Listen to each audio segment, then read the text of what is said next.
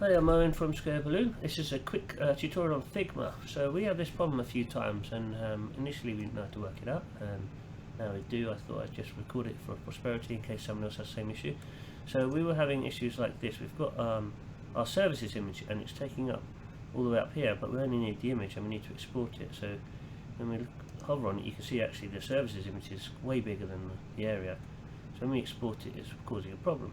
We obviously want to export it only to this size, so we were initially we were just turning off the triangle, the rectangles and stuff like that. However, what we can do instead is click on the image. If you come over here to the image, you see it's on fill, and we change it to crop, and then we have these blue bars which we can hopefully snap exactly, and then you need to click on the X to close it.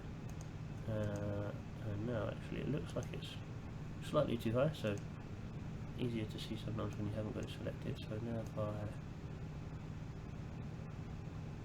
bring it to there and close it, that's close enough for my liking, and now I can export it quite easily. Make it a JPEG. Because I'm on this layer, it won't export all of the titles and stuff, which is handy. So I'll give it a sensible name. Art services. Okay, and now when I export it, it'll have the right name. And that is how you crop images so you can export them easily on Figma. Now, when you do export them, I still recommend compressing them.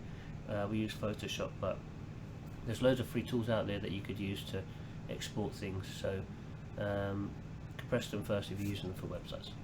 Alright, that's just a quick tutorial. Thanks for watching. If you like what we do, please subscribe, and please let us know in the comments that you want more Figma tutorials or anything like that. Thanks, bye.